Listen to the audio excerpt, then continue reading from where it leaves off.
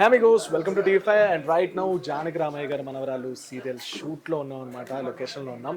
And మనతో పాటు అవినాష్ గారు ఉన్నారు, మీకు ముద్దుబిడ్డ ద్వారా ఇంటింటి లక్ష్మి ద్వారా తెలుసు. మనతో పాటు ఉన్నారు, మాట్లాడదాం. హాయ్ అండి, నమస్తే. బాయ్. ఏమైంది? నా క్యారెక్టర్ అంత ఎటకారం ఎక్కువ. అచ్చా అచ్చా అచ్చా, ఓకే. ఈ సీరియల్లోనా? ఈ సీరియల్లోనే కాదు, స్వతహాగా నాకు వచ్చేది అలా ఆ టైప్ క్యారెక్టర్స్ వస్తాను. అవునా? Usually negative. Usually negative. Usually negative. Comedy negative. Comedy negative, ఇక హార్డ్ కోర్ నెగటివ్, రెండు కూడా ఎక్కువగా అవే నేను చేస్తుండేది. Okay okay. అంటే ఇప్పుడు 100+ ఎపిసోడ్స్ అయ్యాయి, ఇందులో కూడా ఫుల్ నెగిటివా? యా, ఇందులో ఏంటనేసి అంటే కొంచెం మాసిలీ నెగటివ్ అనమాట. అంటే కొంచెం గోదావరి జిల్లా స్లాంగ్ ఉంటుంది. ఓకే, కొంచెం ఎటకారం ఎక్కువ ఉంటుంది.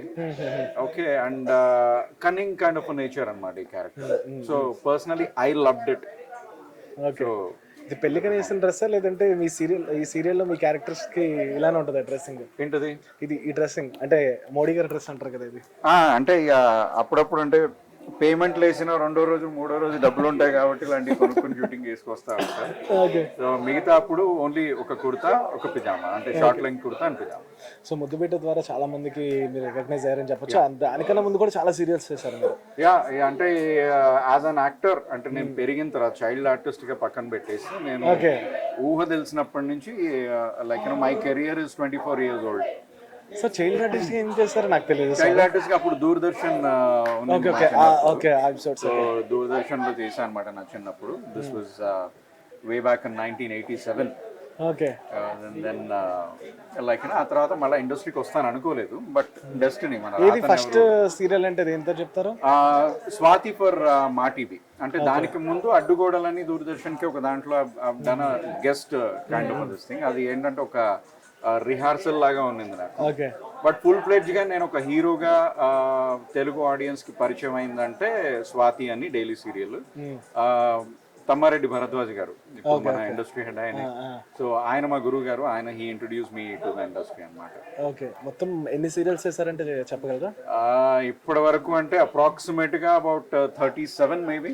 37 డైలీ సీరియల్. అందులో లీడ్ గా చేసినవి మాక్సిమం లీడ్ చేశాను. బికాజ్ యాజ్ అ హీరో నాకు లాంగివిటీ బాగానే ఉన్నింది. ఓకే. సో అంటిల్ 2011 వరకు కూడా లీడ్ క్యారెక్టర్స్ చేసా.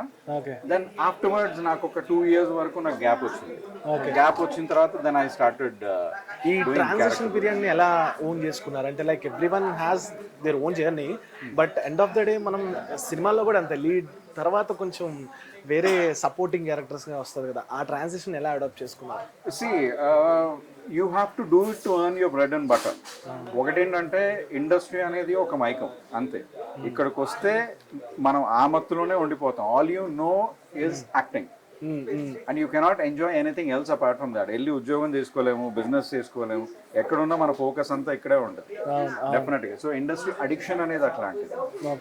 సో నేను కూడా మధ్యలో ఒక 2 years బ్రేక్ తీసుకొని పక్కకి వెళ్ళిన తర్వాత నాకు మళ్ళా నా వల్ల కాలేదు. అంటే I didn't like that actually. So again I came back and నాకు ఒక ఆపర్చునిటీ వస్తే చాలు, నేను మళ్ళీ స్క్రీన్ మీద కనిపిస్తే చాలు అన్నంత డెస్పిరేషన్ వచ్చేసింది అనమాట.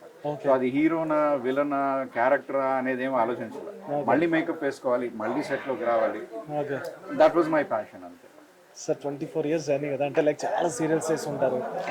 బయటకు వెళ్తే లేడీస్ మిమ్మల్ని గుర్తుపట్టే ఫస్ట్ సీరియల్ ఏంటి? దేంతో గుర్తుపడతారా? అంటే లేడీస్ గుర్తుపట్టడం అనేసి అంటే మొహం చెట్లించుకుంటూనే చూస్తూ ఉంటారు. ఎందుకంటే మాక్సిమం చేసేది నెగటివ్ క్యారెక్టర్స్ కాబట్టి.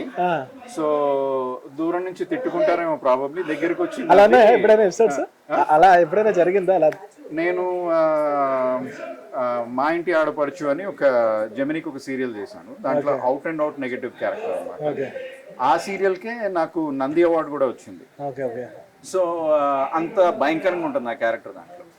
ఒకసారి ఐమాక్స్కి సినిమా చూడడానికి వెళ్ళినప్పుడు ఒక పెద్ద ఆవిడ వెనక నుంచి వచ్చి వీపు మీద పెళ్ళమని కొట్టింది. షాక్ అయిపోయి ఇట్లా తిరిగి చూసా అనమాట. ఎందుకే ఆ పిల్లనట్ట ఏడిపిస్తున్నావు అని నవ్వేస్తా ఉన్నది అనమాట ఆవిడ. ఓకే, అంటే people wanted to take revenge, but they know I'm not like that. అది ఓన్ చేసుకోవడం, దట్స్ ఓనింగ్ ద క్యారెక్టర్. ఆ వీపు మీద కొడితే మనకి ఎలా ఉంటది? చాలా ఇరిటేషన్ తగిలినట్టు తగులుతుంది అనమాట. సో దానికి రియాక్ట్ అవ్వాలా, లేకపోతే like you know as an artist నా క్యారెక్టర్ సక్సెస్ఫుల్ అయిందని ఆనందపడాలనేది నాకు అర్థం కాల. But still I took it as a very very positive compliment and I really love that moment. Okay, and ఈ సీరియల్ ఏంటి మీ కంప్లీట్ క్యారెక్టర్ ఏంటి? ఇందులో ఏంటనేసి అంటే as most of the serials అంటే రియల్ లైఫ్ లో నాకు ఒక పెళ్ళం కూడా లేదు, బట్ నేను చేసే ప్రతి సీరియల్లో నాకు ఇద్దరు పెళ్ళాలు ఉంటారు.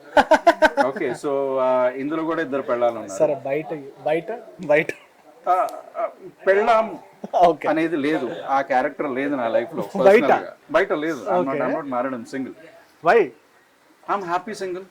ఓకే, అయితే ఈ పాయింట్ మీద మాట్లాడాలి. ఏంటి అంటే లైక్ ఎందుకు aloneness is a very toughest job. అది ఓన్ చేసుకునే వాళ్ళు చాలా హ్యాపీగా ఉంటారు లైఫ్ లో. ఎందుకు అనిపించింది ఇన్ని రోజులు ఎలా సస్టైన్ అయ్యారు? సస్టైన్ అవ్వడం అనేసి అంటే ఇట్ ఈస్ నాట్ కి like I don't date around and I do date around. Okay. Nothing wrong in it anyway. Yeah. So I do date around, but I don't know, somehow I think marriage is a very big responsibility and na valla kaadu. Have you ever tried అయి fed up అయ్యారా లేదంటే life లో try చేసుకోవడానికి కదా భోజనం వాసు ఒక రోజు పెళ్లి చేసుకున్నాను అలా కదా ట్రై చేసి నాట్ సూటబుల్ కంపాటబుల్ కాదు. మనం చూస్తే యూ కెన్ అనలైజ్ సిచ్యువేషన్స్ కదా. ఇప్పుడు మీ కెమెరామెన్ ఉన్నాడు, ఆయన్ని కదిలిస్తే 1,000 కథలు చెప్తాడు ఆయన. అంటే వి ఆల్ నో అంటే marriage is toughest job, we all know, but everyone ఖచ్చితంగా అడిగేస్తారు వెళ్ళి. ఇంకోటి ఏంటంటే I always been I think out of the box అన్నమాట. ఓకే, ఇప్పుడు once you have a girl friend, you get serious with her, okay, then you decide to get married. Okay, పెళ్లి చేసుకున్న తర్వాత ఏంటి next? Will you have an exciting life? ఏముండదు అక్కడ. చూడండి అక్కడ వనిత గారు పెళ్లి గురించి ఎందుకు అడిగారు ఇప్పుడు అని. అంటే నేను సెట్స్ లో కూడా వాళ్ళకి హితబోధ ఏం చేస్తుంటారు పెళ్లి గారు? అవునా, చెప్పండి కక్కండి పర్లేదు. సో ఏముంటది అబ్బా ఇప్పుడు నిజంగానే ప్రాక్టికల్ గా మనం చూసుకున్నట్టయితే పెళ్లి చేసుకున్న తర్వాత ఓకే ఆబ్వియస్లీ పిల్లల్ని కనాలనిపిస్తుంది, లేదా బై యాక్సిడెంట్ అయిపోతారు. ఓకే, అయిపోయిన తర్వాత ఇంకా వాళ్ళని చూసుకోవడమే సరిపోతుంది, అలా డైపర్లు మార్చుకోవడమే సరిపోతుంది నీకు. ఓకే, అండ్ నీ వైఫ్ ఎక్స్పెన్సెస్, నీ పిల్లల ఎక్స్పెన్సెస్, నువ్వు ఎప్పుడు బ్రాండెడ్ బట్టలు వేసుకునేవాడివి, ఇంకా నువ్వు జూడియోకో లేకపోతే ఏ కుమార్ షర్ట్స్కో వెళ్ళి ఆ బట్టలు కొనుక్కు తిరగాలి. ఓకే, సో లగ్జరీ కార్ లో తిరిగేవాడు మారుతి 800 రేంజ్ కి వచ్చేస్తుంది, ఎందుకంటే నువ్వు ఫ్యామిలీని సపోర్ట్ చేయాలి.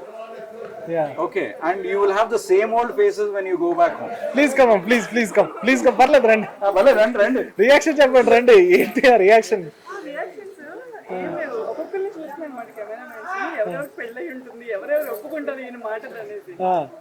ఒప్పుకున్నారా మన కెమెరామెన్స్? ఒప్పుకున్నారా? సరే, మీకు భయ్యా మీరు ఇంట్లో డైపర్లు మారుస్తారా? పిల్లలు మార్చరా? ఇంట్లో మారుస్తారు, కానీ కొనేది మీరేగా. ఓకే, ఆ డైపర్ ఖర్చే లేకపోయి ఉంటే ఆ డబ్బులతో మీరు ఏం చేసి ఉండేవాళ్ళు? మనోడు ఇప్పుడు చెప్పలేము అది.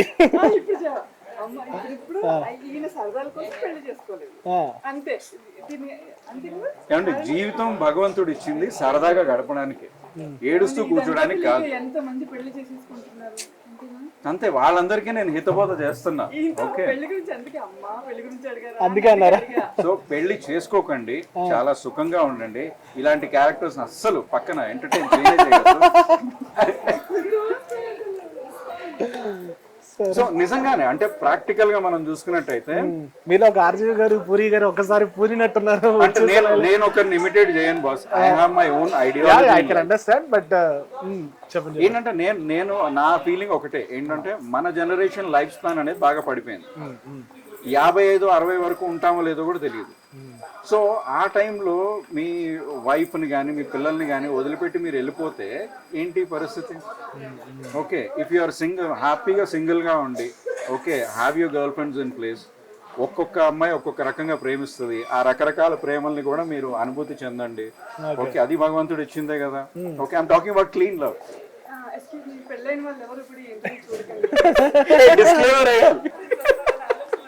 ఎన్ని కాపురాలు బాధైపోతాయని ఆవిడ బాధ. నో, బట్ మీకు సీరియల్ ఇలాంటి క్యారెక్టర్ ఎప్పుడు ఇవ్వలేదా? మీ డైరెక్టర్స్ ఎప్పుడు అనిపించలేదా ఈయనకి ఇలాంటి? నేను చేస్తుంది కూడా ఆ టైప్ క్యారెక్టర్స్ ఈ మధ్య, మొదటి నుంచి కూడా అంతే, flirtatious kind of character. No, but practical గా మనం చూసుకునేటట్టయితే ఐ బిలీవ్ కి like one individual should have a target in life. ఒక ఫోకస్ ఉండాలి, పలాంటి సాధించాలని ఉండాలి. మనం ప్రాక్టికల్ గా చూసుకున్నట్టయితే all the successful people in the society, including PM Modi garu, they are successful because they are single. ఎందుకంటే వేరే రెస్పాన్సిబిలిటీస్ ఉండదు, వేరే స్ట్రెస్ ఉండదు, మన గోల్ మీద ఫోకస్ ఉంటుంది. ఓకే, అండ్ ఏ రకమైనటువంటి స్ట్రెస్ ఉండదు, పర్సనల్ లైఫ్ చాలా బ్యూటిఫుల్గా ఉంటుంది. అండ్ మోర్ ఓవర్ ఏంటంటే when you single you're occupied with a lot of people. చాలా మంది ఉంటారు మన చుట్టూ, దే కీప్ అస్ ఎంటర్టైన్. ఆ ఎనర్జీ అది బాగుంటుంది. మీకు పెళ్ళైందా? లేదు ఇంకా చేసుకోవాలనుకుంటే ఇంకా అనుకున్నాను కానీ కొన్ని కారణాల వల్ల అవ్వలేదు. ఇంకా నెక్స్ట్ ఇయర్ అనుకుంటున్నా. చేసుకోకమ్మా. Okay done. వనిత గారు ఎక్స్ప్రెషన్స్ అయితే అదిరిపోయి అక్కడి నుంచి. ఒక కెమెరా పెట్టుకోవాల్సింది. Nice nice, super super. So that's the thing. So don't marry, be very very happy.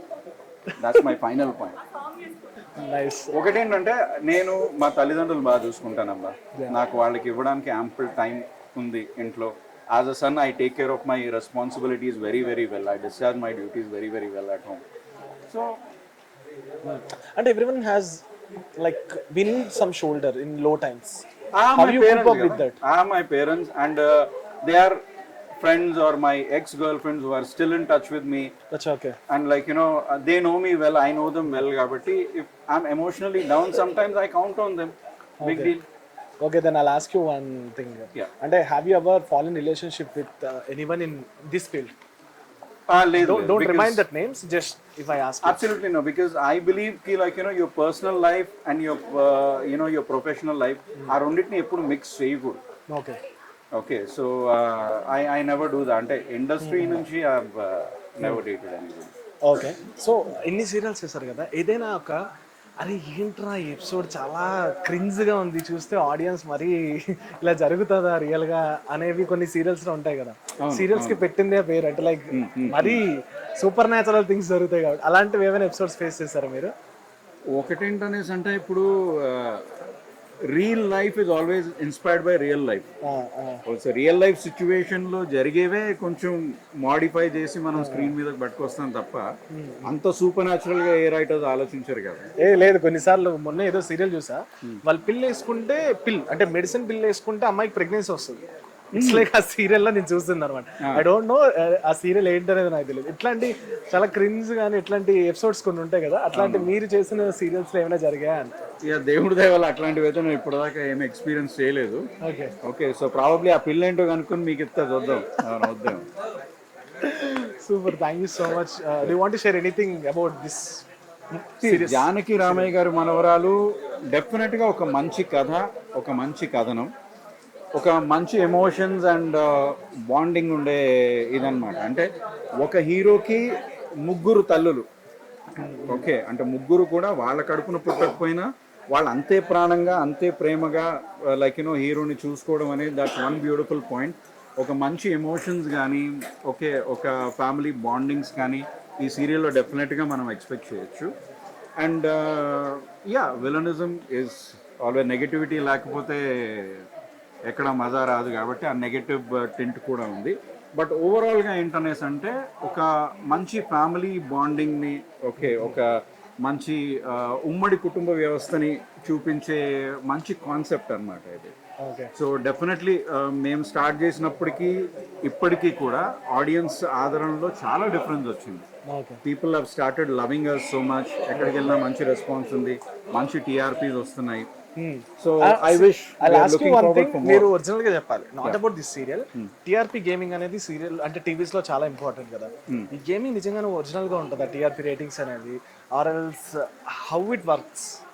ఒకటేంటంటే I'm an actor who is bound to my work. Yeah, but TRPs or technicalities are not my cup of tea. But ఎప్పుడైనా ఇన్ని serials చేసినప్పుడు మీరు తెలుసుకుంటారు కదా how TRP works. అనవసరమైన ఎందుకు తెలుసుకుంటాం? అరే ఇప్పుడు టీఆర్పీ పెరిగిందంటే సంతోషిస్తాం, తగ్గిందంటే ఓకే బెటర్మెంట్ చేయడానికి ట్రై చేస్తాం అనుకుంటాం. కానీ అది గేమా నిజమా కాదా నాకెందుకు? ఇప్పుడు టీఆర్పీ పెరిగినా తగ్గినా నా పేమెంట్ లో అయితే కోత అయితే ఉండదు, నాకు ఇచ్చేది ఇస్తారు. So I'm bound to my work, మిగతా నాకు అనవసరం అంతేగా. Super, thank you so much, wonderful conversation. So మొత్తానికి మన అవినాష్ గారు ఏం చెప్పారంటే పెళ్ళి అయితే చేసుకోవద్దు అంటున్నారు. పెళ్ళి అయితే చేసుకోవద్దు, be single, be happy, definitely you'll be a successful person in life. Mark my word. Avinash గారు, సో డబ్బింగ్ జోనర్ కూడా మీలో ఉంది అంటే ఒకటి మీకు చెప్పాను కదా, ఇండస్ట్రీకి వస్తే ఇంకా ఇక్కడే ఏదో ఒకటి చేసుకుంటూ బతకాలి తప్ప మనం బయటికి వెళ్ళి బిజినెస్లు కానీ ఉద్యోగాలు కానీ చేసుకోవడానికి ఆ ఇంట్రెస్ట్ రాదు. ఓకే. సో ఒకటేంటనేసి అంటే నేను మాట్లాడుతున్నప్పుడు కొంతమంది చెప్పేవాళ్ళు నీ వాయిస్ బాగుంది, నువ్వు డబ్బింగ్ ఎందుకు చెప్పకూడదు అని అన్నారనమాట. సో డబ్బింగ్ కూడా ఒక ఆల్టర్నేటివ్ కెరియర్, ఇది కూడా నా కళలకు సంబంధించిందే, అందులో కూడా మంచి ఆపర్చునిటీస్ ఉన్నాయన్న సంగతి నాకు తెలియదు. ఓకే. ఆర్సీఎం రాజు గారు అని మీరు వినే ఉంటారు. సో ఆర్సీఎం రాజు గారు ఒకసారి సాయిబాబా సీరియల్ డబ్బింగ్ చేస్తున్నారు తెలుగులో, హిందీ. అందులో క్యారెక్టర్కి మీరు చెప్తారా భయ్యా కొంచెం ఇంగ్లీష్ మాడ్యులేషన్ ఉండే బ్రిటిషర్ క్యారెక్టర్కి అన్నారు. సో ఊరికే సరదాగా చెప్పాను and that voice was very good, వాళ్ళకి బాగా నచ్చిందనమాట. సో ఆయన నన్ను మోటివేట్ చేసి డబ్బింగ్ యూనియన్లో మెంబర్షిప్ అది పెంచి, అది ఎట్లా అయిపోయింది అనేసి అంటే ఇప్పుడు నేను యాక్టర్ కంటే కూడా ఒక డబ్బింగ్ ఆర్టిస్ట్గా ఇప్పుడు నేను ఎక్కువ బిజీగా ఉన్నా వెబ్ సిరీస్ ఇవన్నీ వచ్చిన తర్వాత. So Netflix, Amazon and Z5 ఈ అన్ని ఛానల్స్లో కూడా నేను చాలా వెబ్ సిరీస్కి నేను చెప్పాను. అండ్ రణ్వీర్ షోరే, రణ్విజయ్, వినయ్ పాఠక్ వీళ్ళందరికీ తెలుగులో వాళ్ళ ప్రతి ప్రాజెక్ట్కి తెలుగులో వాయిస్ నేనే ఇస్తాను అనమాట. అండ్ ఇప్పుడు నగేష్ కుక్నూర్ గారికి కూడా చెప్తున్నాను, ఇది పాతాల్ లోక్ 2 సిరీస్ అనమాట, దాంట్లో నగేష్ కుక్నూర్ గారికి నేను వాయిస్ ఇస్తున్నాను. సో అట్లాగా కొంతమంది సెలబ్రిటీస్ని నేను చూసి ఇన్స్పైర్ అయిన వాళ్ళకి నేను వాయిస్ ఇవ్వడం అనేది అదొక ఫంటాబ్యులస్ ఫీలింగ్. సో తెలుగు ఎవరైనా సినిమాలకి డబ్ చెప్పిన అంటే ఇప్పుడు రీసెంట్గా అంటే ఇప్పుడు ధనుష్ గారి సినిమా వచ్చింది కదా, అది రాయాలో మెయిన్ విలన్ ఉన్నారు ఆయన, ఆయన పేరు శర్వణన్ ఏదో ఉండాలి ఆయన పేరు. Is very senior actor in Tamil అంట, నాకు తెలియదు ఆ సంగతి. సో ఒక వెబ్ సిరీస్కి అంటే పేరు నేను డిస్క్లోజ్ చేయకూడదు, మాకు నాన్ డిస్క్లోజర్ అగ్రిమెంట్స్ ఉంటాయి. సో అమెజాన్లో అనమాట ఆయనది ఒక సిరీస్ రాబోతుంది, ఆయన అందులో police officer, investigating officer. So ఆయనకి నేను వాయిస్ చెప్తున్నాను తెలుగులో. ట్రాక్స్ లేదండి, నేను డైరెక్ట్గా లీడ్ క్యారెక్టర్స్కి చెప్తున్నాను ఇప్పుడు. And society of the snow అని చెప్పి నెట్ఫ్లిక్స్లో ఒక మూవీ వచ్చింది, దాంట్లో హీరోకి చెప్పాను నేను వాయిస్. అండ్ నా అదృష్టం కొద్దీ ఏంటనేసి అంటే అది ఆస్కర్స్కి వెళ్ళింది ఇప్పుడు ఆ ఫిల్మ్. వెల్ ఆస్కర్ వస్తే నాకేం రాదు, బట్ స్టిల్ ఒక ఆస్కర్ వచ్చిన సినిమాకి హీరోకి నేను వాయిస్ ఇచ్చానని చెప్పి అదొక సంతోషం ఉంటుంది.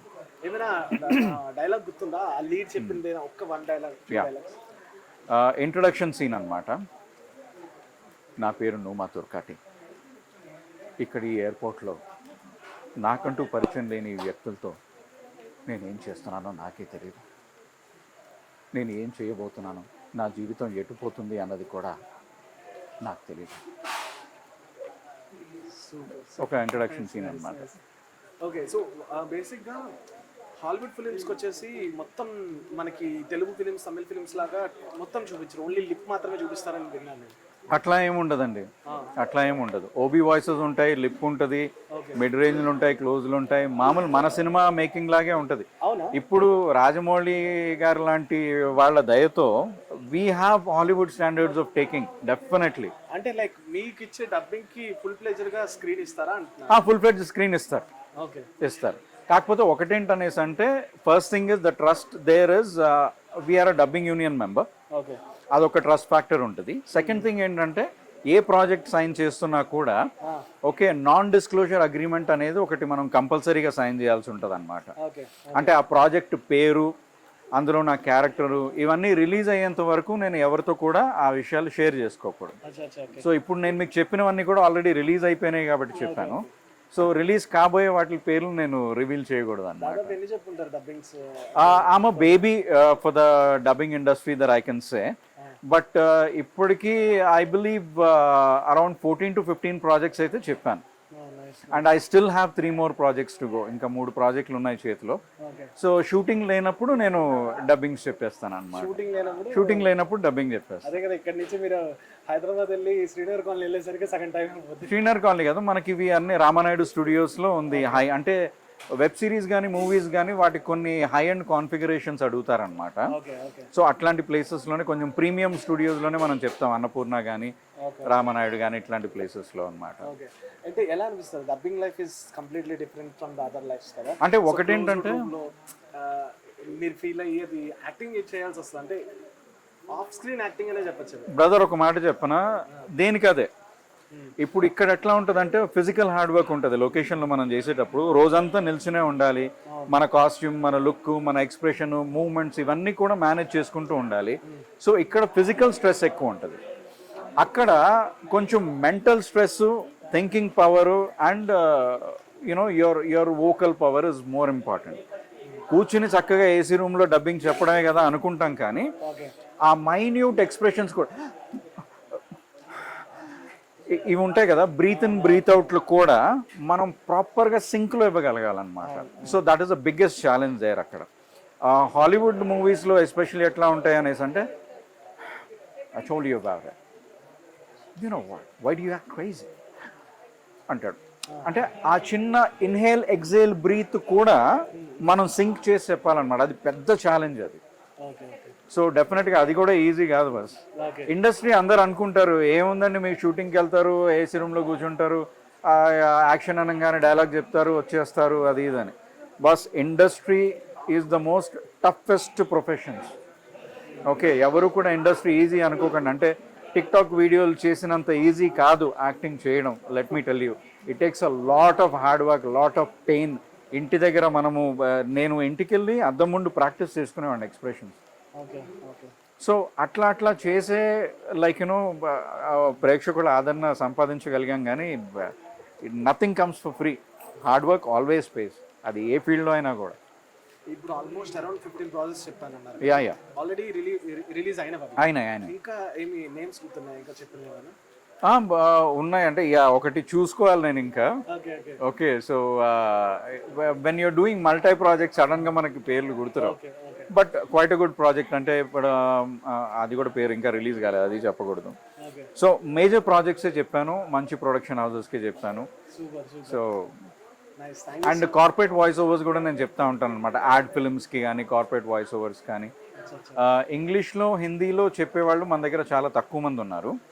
So I'm one of those few dubbing artist who is fluent with English accent and also with Hindi అనమాట.